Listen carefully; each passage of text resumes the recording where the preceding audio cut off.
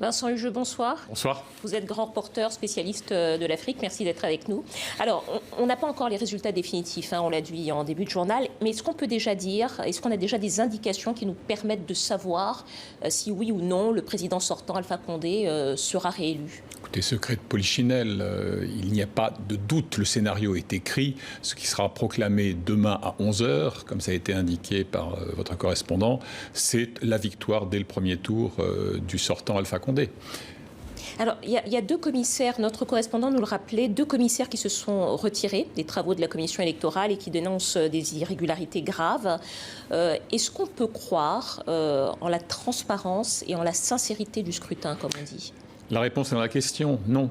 D'ailleurs, il faut se souvenir qu'avant même cet épisode du retrait de ces deux membres de la CENI, 4 autres commissaires avaient produit un document avant même la tenue du premier tour du scrutin pour émettre des doutes, d'ailleurs argumentés, 5 pages dans ce document, sur la procédure et le respect des règles de transparence. Et hélas, comme l'indiquait un de nos confrères dans le reportage qu'on vient de voir ensemble à l'instant, il y a une tradition de fraude assez massive.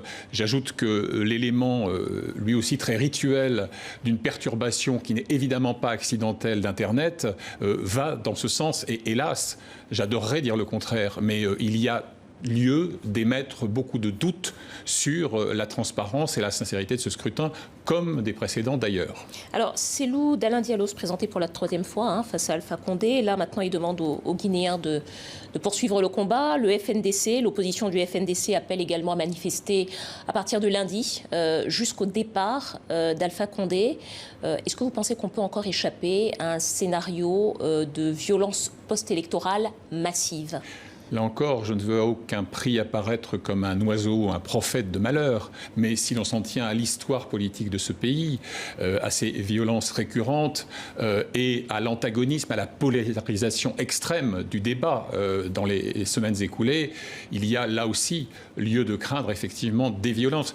Pour une raison aussi assez simple, vous savez, Cellou Dalein Diallo, au fond, prend un risque puisqu'il fracture en quelque sorte la logique du boycott en y allant en solo, en faisant cavalier seul. Et c'est son dernier combat politique. Il sait très bien qu'au sein même de sa mouvance, certains lui reprochent d'avoir fait preuve d'une certaine forme de candeur ou de trop de souplesse lorsque, notamment en 2010, vous vous souvenez de cette remontada d'anthologie d'Alpha Condé, assez suspecte pour dire les choses simplement, et au prix d'une campagne d'entre-deux tours à tonalité ethnique explicite, eh bien, il dit qu'il veut éviter le bain de sang. Bon, eh bien, ensuite, vous avez l'épisode 2015. Et aujourd'hui, c'est donc l'ultime combat pour lui.